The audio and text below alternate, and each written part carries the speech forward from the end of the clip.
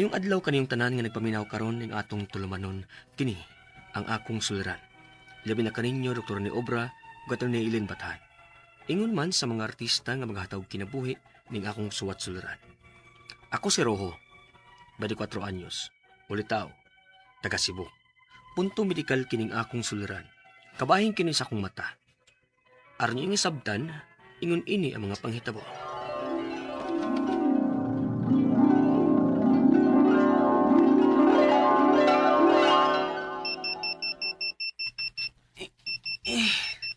Isa pa, asa ding alarm clock, oy.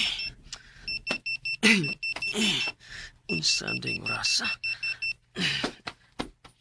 Oh, uy, alas 6:30 naman di, ay. Ahak, bayani, uy. Alas 7 ra ba mong sabot ng mga rayas, bida? Padong sa uslog gamit ang road bike. Magandam sa kubi. Magdali lang ko.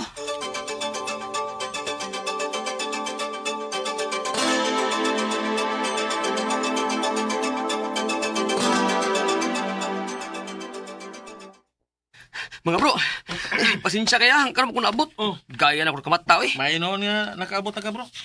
Sige, big tawag ni mo. Di ka mo tubag. Mao, di kay dugay di ka kabata. Okay. Okay, may nagsabot-sabot kami. Basta 7:30 ya, di pa ka mabot. Agi ka rin. Lagi mga bro, pasensya dyan kayo. Nya, sa man, tara? Sana. Kay laylayo para batong atong atuan. Okay, let's go!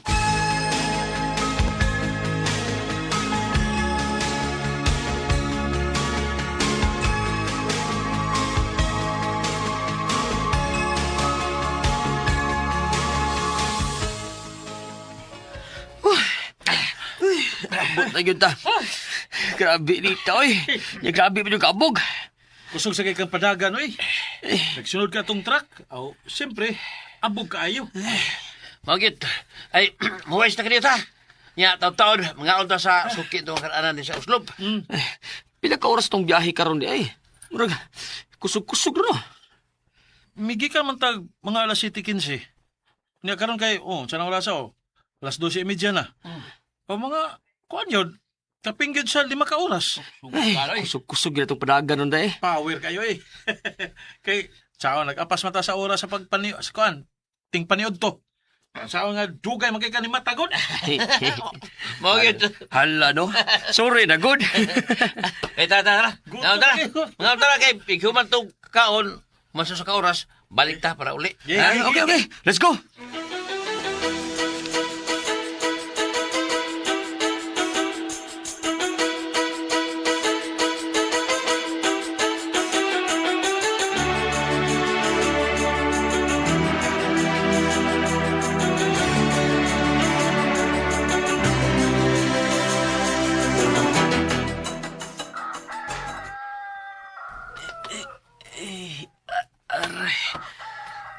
Kita sa ulawas, eh. Sa akong tiil, bagtak pa. Paulan mo mayo. Are. Katul mo akong mata. Lugdon kami. Katul mo kayo. Muadto ko sa CRB kay mangilamos ko.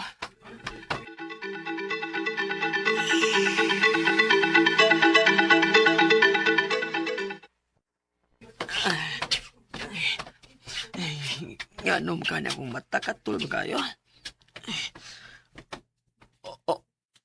Uy, nganom niya akong mata. Puwa man kayo. Naon sa magani.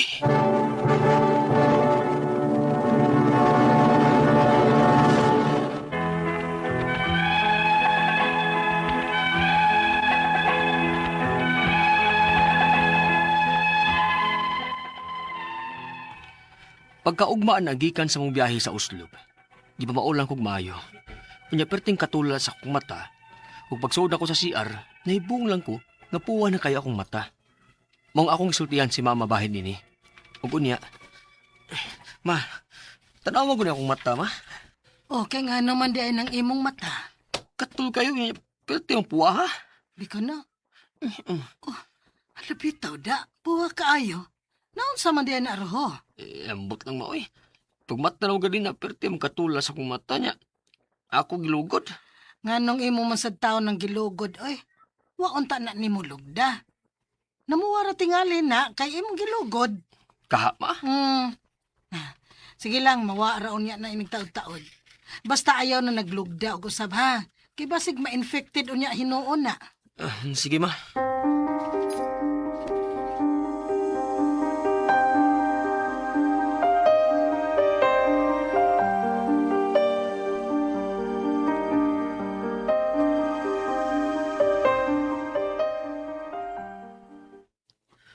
Mga bro, kumusta naman mo? Okay ra gyapon. Medyo sakit ang kalawasan tungod sa pamaol. Na, parehang ta bro. Ako gani.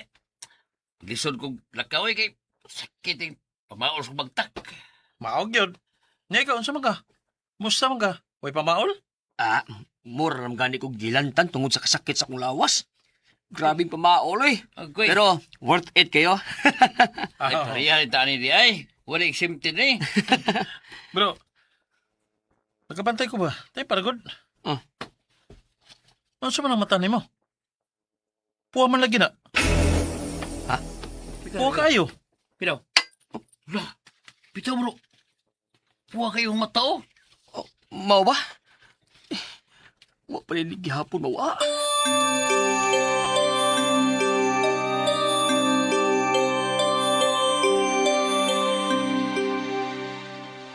Ma, tanawa ko balik akong mata, ma.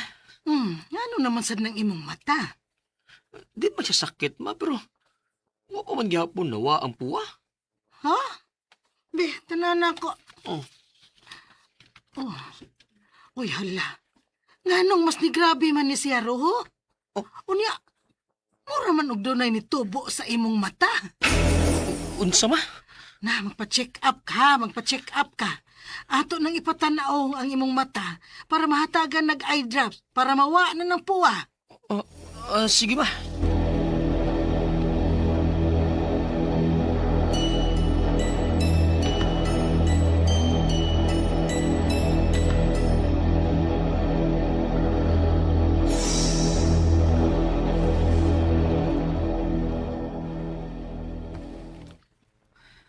Base sa akong pag-examine, akong nakita, usa kini ka pterygium, sa Tagalog pa, pugita sa mata. Unsay pasabot na, Dok? Usa ni siya kaunod no nga mitubo og mikatag sa puti sa imong mata. Mao ba, Dok? Unya, Dok. Delikado ba ni siya? Oh, hinoon, harmless ra ni siya. Unya, Dok. Unsa mo sad nga tambal ang makaayo ani, Dok? Karang eye drop? Wa ni siya kaayuhan, og dili ni mawa og eye drop ra. Unsa, Dok? Unya, Dok. Unsa may tambalan ni? Need yun ni siyang operahan, sir. Pero as of now, dili pa siya pwede kay gamay pa kaayo siya. Maghuwat pa ta nga motubo ni nga moabot og 3 cm, una pa siya maoperahan. Unsa, Dok?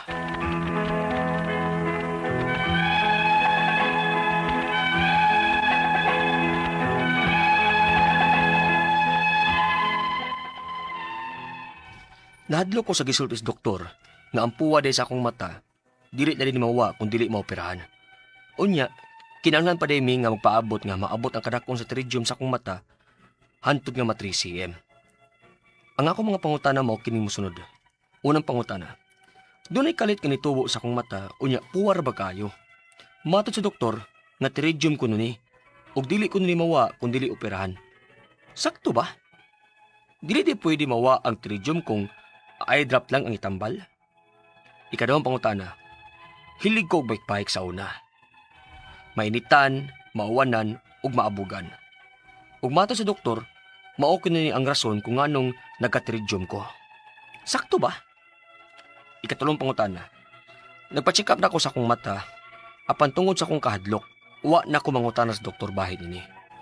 Kining pterygium, delikado ba ni siya kung dili ni siya matambalan o maoperahan? Makabuta ba ni? Ikaw pat o katapusang pangutana. Gusto ko magpa-check up og balik. Ilabi na sa inila nga doktor. Doon na ba mo ma-recommend? Kaya ganahamang gud ko magpasikan opinion. Kaya nagduda ko sa doktor nga akong giduol permiro. Palihog, tabangig tambagi ko.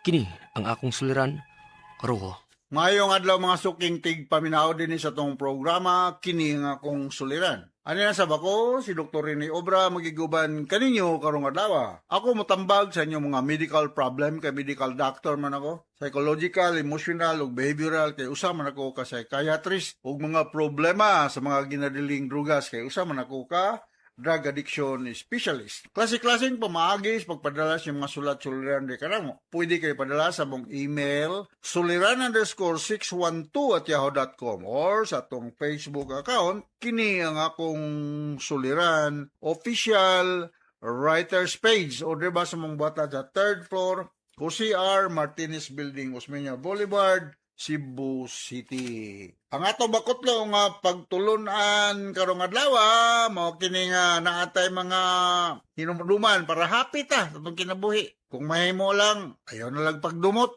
Kung insultohon ka, ayaw lang pug smile na niya perme. Likay-likay naman pod. Not all the time mo explain ta sa atong mga gika enkwentro diha sa atong mga grupo-grupo. Simple living lang. Nya, smile. Nya, kinalang nga tangpol ta. Ang inomdom na ko na ako gika bangi. One time, ngayon na siya sa kuntabang kay admit ang membro siyang pamilya sa ospital. Nagtabangan ako. Tawa man yun hunahon nagpasalamat. So ako nga pahinumduman. Mata degil pasalamat yun. Mga tigas kayo ba? So, mao nang mga tao nga mga nabay mga personality issue nga believe sa sarili ba. May tawag na mo sa mong pagtuon sa psychology, psychiatry ng mga narcissistic doesn't show or say a sense of gratitude. Why sense of gratitude? Tabangan ni mo, pabidang magpasalamat ba? Kontrahon pagka may bibigos kulang pa mo tabang. Na-encounter na ko anak. Good luck to you, bye. Okay, so ang ato magtatampo ko ng alawa si Ruho, 24 years old, taga Cebu. Regard day mga taga Cebu, Dr. Omar Arcio, Edwin Minglito, William Boot, o si iyang asawa, Tura Boot. Bago lang nako nagahimamat si Dr. Ibon Misina, kuy sa apelyido ni Ibon Lanusa. Akong classmate sa una, niya nag-teach ni siya sa Matias y Chasnar Memorial College of Medicine. Sila na Roy Intienza, no? Naanay sila diya. Ngayong bitatong pag-reunion na mo sa mong grupo. So, kinsa man ninyo dinining balik kung giskwelahan para mo take part actively sa continuing medical education. Si Ibon raw ako. Although wala ko karon. Ikapoy na lang ko.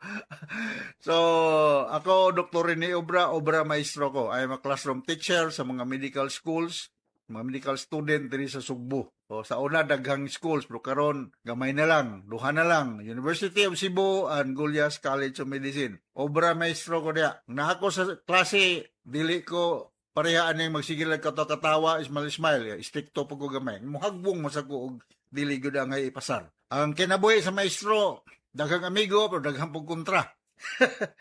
Okay, so, unang concern ni Ruho, murag problema mo sa mata iyang problema.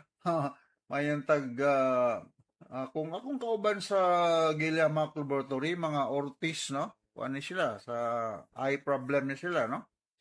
Kung dental problem na si Ernie Nilyama rather. Okay, so unang pangutana.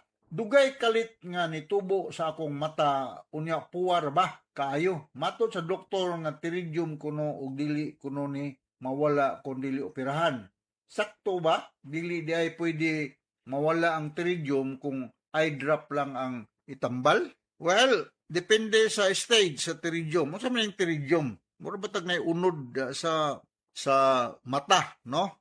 Mo start ni siya murag namagot ay tawag sa mata nga cornea, no? In the long run moabot ni siya cornea. Sa may mga hinungdan ani na kung ang imong mata unprotected, yung suruy ka, wala kay sunglass, exposed ka sa ultraviolet light, o na nga ma-overwork ang imong atong mata, no? So unsa man ni pagtambal, natay daghang mga eye drop pero with the recommendation of our ophthalmologist, no? Kinalang kag magkuan kag protection sa imong mata, especially kung you are most of the time exposed to sunlight, no? Naatay mga lubricating nga mga eye drops diha. Pwede ra po og hinunta mo imong gamiton. Maka minus ni sa kanang load strain sa imong kuan.